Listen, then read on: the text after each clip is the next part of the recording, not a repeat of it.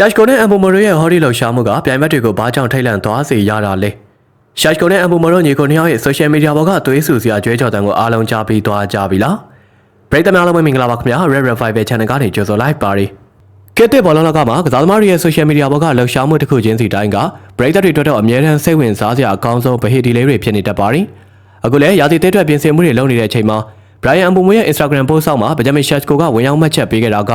United ပရိသတ်တွေရဲ့ရင်ခုန်တန်းကိုအမြင့်ဆုံးထိဆွဲတင်ပေးလိုက်ပါတယ်။ Shash ကိုဝင်သွားတဲ့စာသားလေးကတော်တော်လေးပါ break getting ready တဲ့ဒီစကားလုံးလေးတစ်ခုနဲ့ internet ခွင်မှာပေါ်လောရိုက်သွားစေခဲ့ပါတယ်။ဘာဖြစ်လို့လဲဆိုတော့ break ဆိုတာဘော်ကန်ဒေသမှာညီအကိုဒါမှမဟုတ်သွေးတောက်ပေါ်တာလို့ခေါ်ဆိုတဲ့အရန်ကိုယဉ်နေနဲ့ရှိုင်းတဲ့စကားလုံးဖြစ်နေလို့ပါပဲ။ Shash ကိုရဲ့ဒီမှတ်ချက်ကတာမန်အသင်းပေါ်တယောက်အနေနဲ့ရေးတာမဟုတ်ပဲအမုံမနဲ့သူ့ရဲ့ကြားကအင်မတန်ယဉ်နေတဲ့ခင်မင်မှုကိုအတိုင်းသားပေါ်လွင်စေခဲ့ပါတယ်။ရာသီတဲအတွက်လေ့ကျင့်ပြင်ဆင်မှုတွေအပြင်းထန်စတင်နေချိန်မှာအခုလောက်တက်ကြွတဲ့စိတ်နဲ့ငါတို့ညီအကိုတွေအစင်းသင်းဖြစ်နေပြီလို့တုံ့ပြန်ပြလိုက်တာကပြိုင်ဘက်ခံစစ်မှုတွေအတွက်တော့ကြီးမားတဲ့တတိပေးခေါင်းလောင်းတန်ကြီးတစ်ခုပဲဖြစ်ပါရီပြီးခဲ့တဲ့ရာသီတုန်းကသူတို့နှစ်ယောက်စလုံးအတင်းတစ်ပတ်ဝန်းကျင်တဲ့ကစားကွက်တစ်ကိုအသားကျဖို့အချိန်အနည်းငယ်ယူခဲ့ရပေမဲ့အခုဒုတိယမြောက်ရာသီမှာတော့အရာအလုံးကကွဲပြားသွားပါပြီ။ United ရဲ့ကစားကွက်ကိုပြေဝနားလေသဘောပေါက်နေပြီဖြစ်တယ်လို့ကွင်းပြင်ပမှာပါအခုလို brave လို့ခေါ်ရလောက်တဲ့အထိခင်မင်ရင်းနှီးမှုတွေရှိနေကြပြီဖြစ်လို့ကွင်းတွင်းနားလေမှုတွေကလည်းအမြင့်ဆုံးကိုရောက်ရှိနေမှာအသေးကြပါပြီ။အသင်းမော်ချင်းချင်းရင်းနှီးမှုရှိတဲ့တိုက်စစ်အတွဲဖက်တွေကကွင်းထဲမှာမျက်လုံးကြီးကြီးလာရုံနဲ့ဘောလုံးဘက်ကိုပေးရမလဲဆိုတာတွေကိုအလိုလျောက်သိနေတတ်ကြပါရီ။နီးစနစ်ပိုင်းရှူတောင်းကနေကြည့်ရင်အမ်ဘူမိုနဲ့ Shash ကိုရဲ့အတွဲဘက်ကတကယ်ကိုပြီးပြည့်စုံတဲ့ perfect match လို့ဆိုရမှာပါ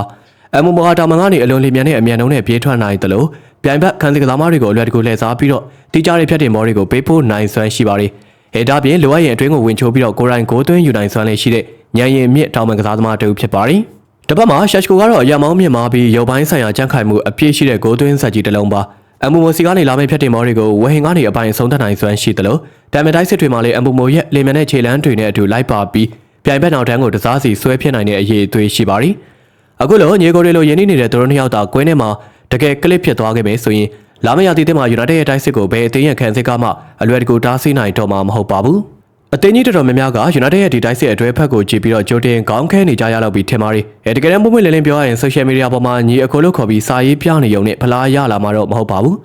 ပြီးခဲ့တဲ့ရာသီက United မှာသူတို့နှစ်ယောက်လုံးရှိနေခဲ့ပေမဲ့အသင်းကိုစူဖလားအိမ်မက်တွေစီကိုတော့ခေါ်မသွားနိုင်ခဲ့သေးပါဘူး။နောက်ပြီးခြေသမိုင်းကလည်းပွဲတိုင်းတည်ငြိမ်မှုရှိမနေခဲ့ပါဘူး။ Internet ပေါ်မှာဟိုက်နေတာကိုရှော့ပြီးကွင်းထဲမှာတကယ်လက်တွေ့ခြေစွမ်းနဲ့တက်တည်ပြနိုင်မှသာအစင်တန်းတစ်ခုကိုရောက်မှာပါ။အခုလို online ပေါ်ကအပြန်အလှန်မြောက်ပေးမှုတွေကပရိသတ်ကိုမျှော်လင့်ချက်လက်ကားပေးနေတာတတ်ပေးလားဆိုတာမကြခင်ကွင်းထဲမှာအပြေပေါ်လာပါလိမ့်မယ်။ကပရိသတ်ကြီးဒီနေ့ရောက်တကယ်ပဲ United ကိုကယ်တင်မဲ့ညီအကိုတွေဖြစ်လာမလား။ခင်ဗျားတို့ရဲ့အမြင်တွေကိုလည်း comment လေးကနေပြောပြသွားခဲ့ကြပါအောင်ခင်ဗျာ။အဆုံးနေကြည့်ပေးလို့အားလုံးကိုကျေးဇူးထူးပဲတင်ရှိပါရစေ။